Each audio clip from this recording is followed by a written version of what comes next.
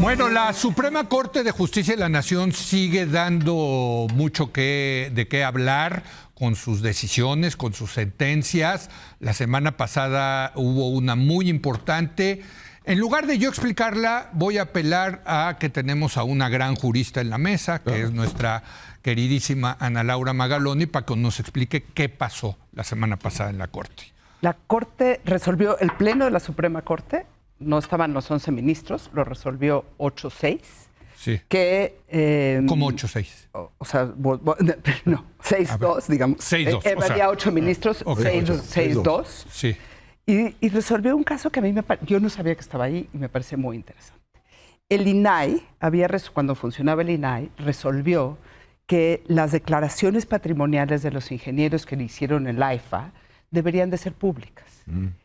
Frente a esa decisión de que el INAI ordena a la función pública hacer públicas esas declaraciones, hay un recurso que yo tampoco sabía que la Ley de Transparencia contempla, que le da al Ejecutivo la posibilidad de ir directamente a la Suprema Corte a decir: esta decisión no la voy a cumplir porque no cumple los parámetros de seguridad nacional. Y entonces es un recurso y llegas directamente al Pleno. ¿Del Ejecutivo? Del Ejecutivo. A la Corte. A la Corte diciendo...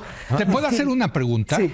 Los militares que tienen rango de jefe de departamento para arriba tienen que presentar declaración patrimonial, sí. Pero no la tienen que hacer pública, no necesariamente. Como cualquier funcionario, tú decides si la haces pública o no.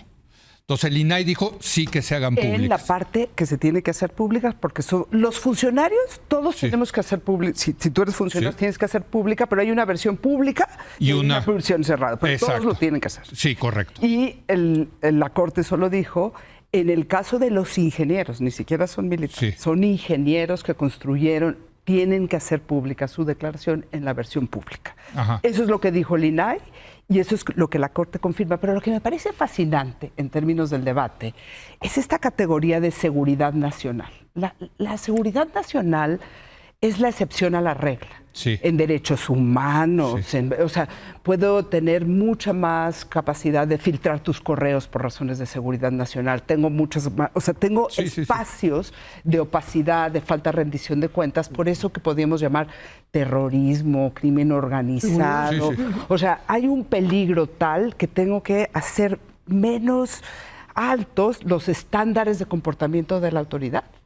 Y cada vez que hablamos de seguridad nacional, en los países democráticos tenemos que abrir los ojos y decir de qué se trata. ¿De qué están hablando? Y entonces me parece muy importante que la Corte vuelva a recordar que no porque se trata del ejército puede tener estas excepciones, ¿no?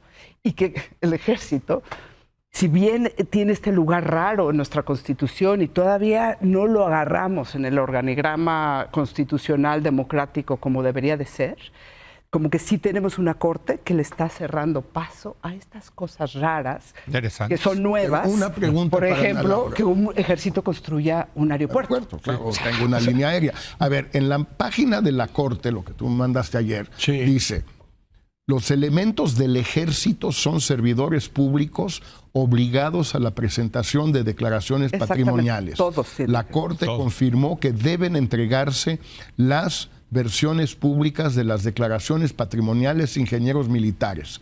O sea, ¿solo ellos o todos? Mira, esto está redactado de una manera es una muy buena. La decisión es para los ingenieros, porque es una sentencia sobre los ingenieros. Sí. Pero acuérdate que va a haber un precedente. Entonces esto va a ser extendible para otros, ¿me entiendes? El carácter de precedente de una decisión se lo dan los siguientes casos. Y tenemos ya ese criterio que cubre. En este caso específico, dado que no se trataba de una ley, sino de un caso específico de 28 y 32 ingenieros, eso es lo que hoy tiene que ser público. Porque esa era la litis, digamos, pero ¿no? Tenemos un precedente para seguir discutiendo seguridad nacional y para decir, esta cosa como que el ejército tenga unas excepciones por seguridad nacional, en México las tenemos que revisar cientos de miles. Y este gobierno ha sido particularmente, ha recurrido particularmente a eso de la seguridad nacional para esconder información que debería ser pública, Javier. Bueno, ¿no? El Tren Maya. El Tren Maya, claro. ¿Por qué el Tren Maya es de seguridad nacional, no? No, en efecto, yo creo que esto está en el tema amplio que llevamos muchos sexenios discutiendo de la relación entre civiles y militares, que es un viejo problema. En este gobierno en particular se acentúa ese viejo problema por el rol que le ha dado el gobierno a las Fuerzas Armadas, en puertos, en construcción, en repartición de medicinas, etcétera, etcétera, etcétera. Se acentúa, yo diría, ese problema. Y está el tema todavía más puntual del uso de seguridad nacional. Entonces, sí, yo creo que son 3 temas que van a ser un gigantesco reto para quien, estamos hablando de las primarias hace rato, gane quien gane. Es un gigantesco reto que tienen por delante cada una de estas cosas. ¿Qué van a hacer? Porque, como decía ahorita Ana Laura, habrá más casos generales sobre la relación civil-militar. Hay muchísimos casos. Hay muchísimos más, ¿no? Y el tema puntual de seguridad nacional. ¿Qué sí se vale, qué no se vale, cuándo sí, cuándo no? En Estados Unidos tienen estas cortes que deciden. En fin, puedes empezar a diseñar mecanismos para empezar a atender este tipo de cosas, pero es un gigantesco reto que tenemos. Héctor, es una vez más la Corte, ¿eh? Una vez más, digo, otra vez aparece ese contrapeso. A mí me gusta mucho que los límites que va encontrando el presidente tengan que ver muchísimo con decisiones que tienen que ver con la ley y con el poder judicial y con la Corte. Porque me parece que el hecho mismo es un acto de equilibrio de poderes y de vigor de la democracia. Entonces, eso me gusta mucho. Ahora, esto que está planteando Ana Laura me parece mucho más clave por lo que a mí me parece que son grandes excesos de este gobierno de haberle dado a la milicia, a las Fuerzas Armadas, unos enormes espacios de administración del gobierno civil.